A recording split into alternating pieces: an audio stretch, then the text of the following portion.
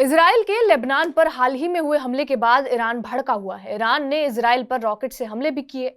अब इजराइल के रक्षा मंत्री योआव गैलेंट ने यह कहा कि 1 अक्टूबर को इजराइल पर किए गए बड़े हमले के लिए ईरान पर आईडीएफ का जवाबी हमला बड़ा होगा। उन्होंने कहा, ईरानी हमला आक्रामक था लेकिन गलत था। उसके खिलाफ हमारा हमला घातक, सटीक और आश्चर्यजनक होगा। उन्हें पता नहीं चलेगा कि क्या हुआ या कैसे हुआ, वो सिर्फ नतीजे देखेंगे। आईडीएफ इंटेलिजेंस यूनिट 99-100 से बात करते हुए रक्षा मंत्री ने यह कहा कि मिडिल ईस्ट में इजराइल की एयर सुप्रीमेसी का ज्यादातर हिस्सा उनकी इंटेलिजेंस कलेक्शन वर्क की वजह से है। उन्होंने Iran, Lebanon, Syria, Yemen, Iraq और किसी भी बाकी जरूरी मोर्चे के खिलाफ यूनिट की कोशिशों के बारे में भी बातचीत की।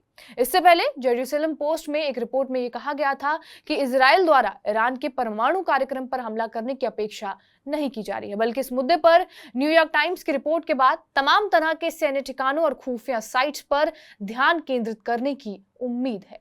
माना यह जा रहा है कि ईरान पर इजराइल के हमले के सिलसिले में करीब सभी टॉप इजरायली अधिकारियों ने सार्वजनिक रूप से वादा किया है कि 19 अप्रैल को ईरान की S-300 anti aircraft missile system को नुकसान पहुंचाने वाली उसकी छोटी जवाबी कार्रवाई की तुलना में यह कार्रवाई घातक होने वाली है।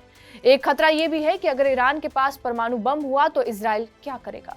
नेतन्याहू इस एंगल से भी सोच रहे हैं। हालांकि इजराइल के लिए एक अच्छी खबर यह है कि कुछ दिन पहले मिडिल ईस्ट में जारी तनाव के बीच ईरान के विदेश मंत्री अब्बास अरागची ने यह कहा था कि ईरान तुरंत युद्ध रुकवाने की कोशिशों में जुटा हुआ है।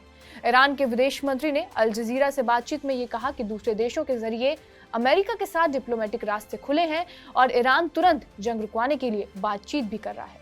अब तक जो ईरान इजराइल से बदला लेने की बात करता था, अचानक उसके सुर बदल चुके हैं। ईरानी विदेश मंत्री जो सऊदी अरब समेत क्षेत्र के कई देशों के दौरे पर हैं, उन्होंने सऊदी अरब रवाना होने से पहले ये कहा था कि वो इजराइल के खिलाफ सामूहिक आंदोलन खड़ा करने की कोशिश कर रहे हैं। इससे पहले ईरान के supreme leader Ayatollah Ali Khamenei ने अरब और मुस्लिम देशों से इजराइल के खिलाफ एकजुट होने की अपील की थी। उन्होंने कहा था कि अगर जरूरत पड़ी तो ईरान एक बार फिर इजराइल पर अटैक करेगा। बहरहाल, आपका इस वीडियो पर क्या कुछ कहना है हमें कमेंट बॉक्स में जरूर बताएं। बाकी देश और दुनिया की तमाम बड़ी खबरों के लिए बने रहे हमारे साथ TV9 डिजिटल पर।